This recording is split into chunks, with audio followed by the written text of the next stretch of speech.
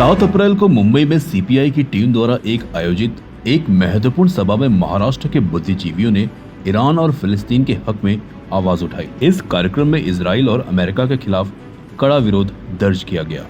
इस मौके पर कांग्रेस के वरिष्ठ नेता हुसैन दलवाई, प्रोफेसर सोनवणे, वकील खान साहब और उनकी पूरी टीम ने अपनी उपस्थिति दर्ज कराकर इस मुहिम को मजबूती दी। सभा में सभी राजनीतिक दलों के प्रतिनिधियों ने हिस्सा लिया और अमन व इंसाफ की वकालत की। हाँ, आज मुंबई लेवल पर काफ़ी लोग यहाँ पर इकट्ठा हुए और उन्होंने अपना एक जो है एहतजाज दिखाया। जिस तरीके से अमेरिका और इजराइल एक जो गुंडाई ताकत बनकर पूरे देश में पूरे जो ह्यूमन राइट्स है उसको अपनी जूतों के नोक पर रख कर ऐलान करते हैं और एक नरसंहार जिस तरीके से शुरू है गाज़ा में, ईरान जहाँ अपनी ज़िंदगी के लिए लड़ रहा है और इराक जहाँ अपने हक़ के लिए लड़ रहा है कि अमन शांति बनी रहे, उसके लिए जो जिस तरीके से आज दुनिया में एक लड़ाई चल रही है, यहाँ पर जहाँ अमेरिका इजराइल ने पूरी धज्जियाँ उड़ा दी है। जब हम मानव अधिकार की बात करते हैं, यूएन जैसे देशों की बात करते हैं जो इतना अपने आप को मसीहा बनाते, पर कहीं ना कहीं ज़मीनी सतह पे हम यही देख रहे हैं कि पूरी दुनिया में एक नरसंहार को इस तरीके से कॉमन बनाया जा रहा है कि लोगों को उसकी आदत पड़ जाए। तो कहीं ना कहीं जो ये तानाशाही जो सरकार है या गुंडाई राज है जिस तरीके से चल रही है, उसके खिलाफ आज लोगों ने अपना एहतजाज दर्ज किया और कहा कि हम ईरान और इजराइल के सपोर्ट हम जो है ईरान और गाज़ा के सपोर्ट में हैं, जहाँ पर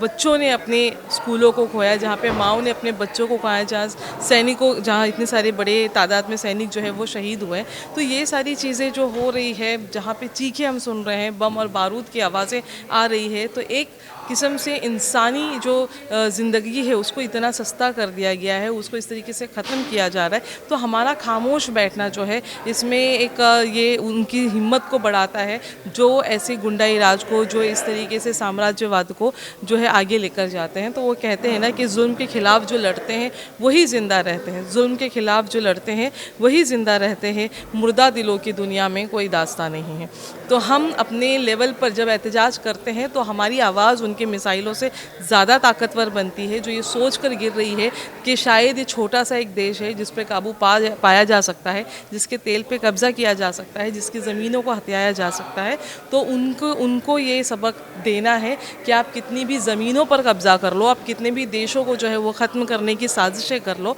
पर ये याद रखना कि जब भी इंसानी ज़िंदगी या इंसानियत जब ज़िंदा होती है या अपनी आवाज़ पर आती है, तो ऐसे कई जो है साम्राज्य वो ढह चुके हैं। इतिहास इस बात का गवाह है। एक तब वो हिटलर जिसने अपने आप को मारा था, इस बार के हिटलर, एक वो हिटलर जो खुद को जिसने गोली मारी थी, अब ये जो इस वक्त के हिटलर बने बैठे हैं नेतन्याहू और डोनाल्ड ट्रंप, ये भी कुछ ना कुछ इनका भी जो अंत है वो इसी तरीके से होने वाला है, क्योंकि सभी जगह जो है इनके बारे में गलत बोला जा रहा है। और अभी हमने जो खबर देखी, जिस तरीके से ट्रंप ने एक बयान दिया है कि आज रात जो है वो आज रात जो है एक सिविलाइजेशन को ख़त्म किया जाएगा, यानी ऐसी तैयारी वो अपनी बता रहे हैं, यानी वो दुनिया को चेतावनी दे रहे हैं कि देखिए हमारे पास डॉलर है, हमारे पास पैसा है, हमारे पास सत्ता है और उसके दम पर जो है हम कुछ भी कर सकते हैं। जैसे एक बोला जाता है कि सर्वाइवल ऑफ द फिटेस्ट, यानी वो जो सबसे ताकतवर है सिर्फ वो ही कायम रहेगा दुनिया में, बाकी सबको ख़त्म होना पड़ेगा। एक ऐसा पैगाम, एक ऐसा संदेश दिया जा रहा है। लेकिन वो भी ये सुन ले कि आप कितनी भी बड़ी बड़ी बातें क्यों ना कर लो, आप भले चाहे अगर जंग जीत भी जाओ तो भी आपकी सबसे बड़ी हार है, क्योंकि आपने हराया इंसानियत को, आपने हराया उन बच्चों को, ख्वाबों को जो मासूम थे, जो पढ़ना चाहते थे, उन स्कूलों को ख़त्म करके आपने उनके भविष्य को ख़त्म किया है। आपने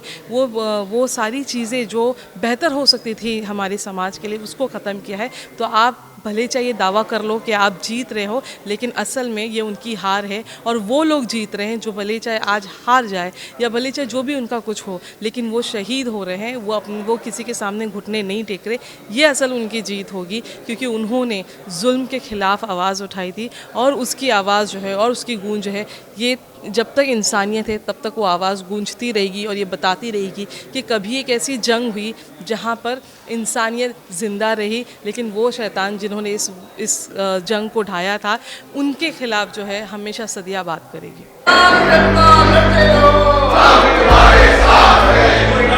CEN न्यूज, देश प्रदेश की ताज़ा तरीन खबरों के लिए CEN न्यूज को सब्सक्राइब करें और रहें पल पल की खबर से हर पल बाखबर।